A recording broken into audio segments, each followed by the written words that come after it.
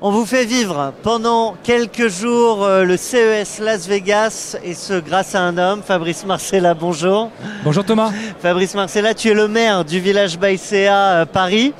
C'est toi qui nous accueille ici sur cet espace et qui a embarqué une quinzaine de startups. Tu peux nous parler de ces quelques jours à venir pour les startups, vos clients aussi? Alors, on est déjà sur le stand des villages, parce que comme tu le sais Thomas, il y a une trentaine de villages partout en France. Et donc les startups qui sont ici sont représentatives de l'ensemble des villages. Ensuite, elles ont été sélectionnées notamment au regard des grandes tendances poussées par le CES cette année. Chacune d'entre elles fait la démonstration, finalement, ou incarne chacune de ces tendances. C'est comme ça que nous avons fait notre choix de start-up ici.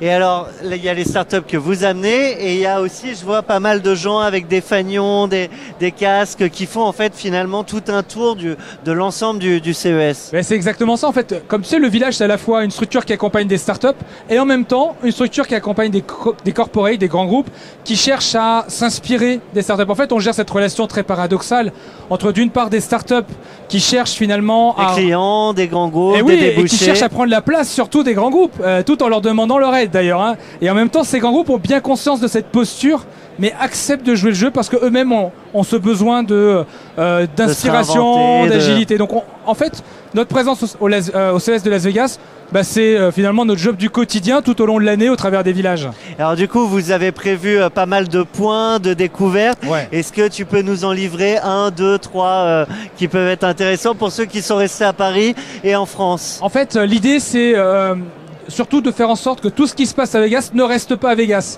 hein, contrairement à l'adage habituel. Et donc, c'est de permettre à ces grands groupes de circuler au travers déjà de toute la communauté française de start-up pour se rendre compte de la dynamique incroyable française autour de l'innovation et de l'entrepreneuriat, et d'aller aussi au sein des différents pays représentés aujourd'hui sur l'Horeca Park pour aller s'inspirer d'autres innovations. Une fois qu'on a fait ça, on passe à l'étage du dessus qu'on appelle le SANS. Ce sont des scale-up et puis des startups, et de voir comment certaines des startups qui étaient il y a quelques années à l'Horeca Park ont grandi et se sont peut-être associées à de grands groupes pour continuer à croître.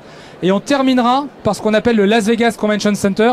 Donc on change complètement d'univers. C'est-à-dire que là, actuellement, c'est innovation, start-up. Le Las Vegas Convention Center, c'est très grand public. C'est toutes les marques grand public. Et là aussi, on ne peut pas venir à Vegas sans passer là. Bien sûr. Et ensuite, après Vegas, c'est San Francisco. Et oui, on profite depuis 5 ans à chaque fois du CES pour aussi aller dans une autre ville américaine à la rencontre des écosystèmes locaux.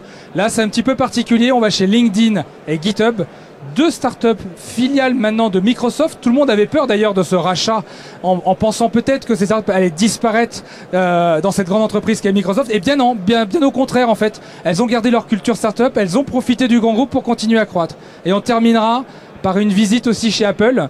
On ne peut pas aller à San Francisco sans aller chez Apple, et donc ça nous permettra de clôturer notre 5e édition du CES. Alors pour revenir sur les startups qui viennent ici, c'est quoi les écueils à éviter pour pas être déçu en tant que startup quand on vient au CES? Eh bien, il ne faut pas venir au CES uniquement pour un coup de com'. Hein, il faut vraiment, d'une part, avoir un produit qui va être prêt dans les 6 mois post-CES. Parce que si on fait le buzz ici, encore faut-il répondre à la demande. Il n'y a pas de suivi derrière, c'est compliqué. Oui, ça ne marche pas. Ensuite, les écueils aussi, c'est de ne pas venir finalement suffisamment préparé. J'ai vu certaines startups qui sont venues à 1, 2 associés, mais il faut être minimum 3 pour vivre le CES. Il faut quelqu'un qui rabatte finalement les prospects, investisseurs ou tout autre, en tout cas personne présentant un intérêt. Il faut une personne qui présente et une personne qui transforme. Et 3, c'est le minimum pour être là. Ensuite, il faut surtout être accompagné. Venir seul au CES quand on est une start-up, je le déconseille complètement. Il faut faire partie d'une délégation, qu'elle soit le village, Business France ou d'autres. Ouais. Ça serait dans une dynamique, dans une communauté qui va l'accompagner. D'échanger, des contacts. Tout à fait. Oui, parce qu'il y a quand même pas mal de startups qu'on voyait il y a 4, 5, 6 ans qui n'existent plus aujourd'hui. C'était quoi le problème? C'est le coup de com'? C'est mais c'est aussi parce que l'Horeca Park accueille des startups qui ont un proto et non pas un produit finalisé qui est déjà commercialisé. Donc c'est pas étonnant lorsqu'on est en avance de phase sur des tendances, sur des nouveaux usages que finalement ça ne prenne pas. Donc c'est la règle du jeu d'ailleurs. D'ailleurs au CES on ne vous accepte pas sur l'Eureka Park si vous avez déjà commercialisé. Donc ce qui montre bien qu'on cherche plutôt volonté d'aller chercher les pépites. Tout à fait. Et donc c'est normal qu'il y ait un peu de casse. C'est normal qu'il y ait un peu de casse. Ça fait partie des règles du jeu. Ce qui fait partie des règles du jeu aussi, c'est que il y a tout ce qu'on voit là, tout est beau, tout est propre, mais il y a aussi la galère. Oui, c'est-à-dire qu'on voit pas l'envers du décor. Il y a d'ailleurs, j'aime bien raconter cette anecdote. En fait, c'est une start-up qui s'appelle, ça va me revenir. Elle est juste là. Je vais la louper. Proof Station. Voilà, elle est juste à côté. Proof Station, qui est une start-up qui propose un portique qui permet de modéliser, d'analyser via l'intelligence artificielle. Des rayures, c'est voilà, ça. Une voiture, et notamment voir s'il y a les petits défauts de la voiture. Et bien pour faire la démonstration de son produit. Cette startup est arrivée, je crois, samedi, quelques jours avant l'ouverture, est allée dans une casse, tout simplement, avec le caddie. Ils ont pris un caddie, ils sont allés dans une casse, ils ont été monter des pneus, démonter des fenêtres, démonter des capots de voiture, et ils ont amené ça sur leur stand. Plus intelligent que de prendre ça en soute. Oui, ça aurait coûté cher. Il fallait affréter un avion, en fait. C'était ça un petit peu la complexité. Voilà, il y a plein de débrouilles, en fait. Le monde des startups est généralement un monde de débrouille. Et bien, c'est vrai aussi quand on est une startup au CES de Las Vegas. Il faut savoir se débrouiller pour pouvoir exister et réussir son show. Fabrice, ce que je te propose, c'est qu'on se retrouve un peu tous les jours. Tu vas nous raconter les off de Vegas. Les off de Vegas, ouais, tout ce qu'on vous dit pas à Vegas. Bon, j'ai hâte d'entendre ça. Voilà, j'espère que vous aussi vous avez hâte. Ce sera à peu près tous les jours, au moins jusqu'à ce que tu partes à SF. C'est ça.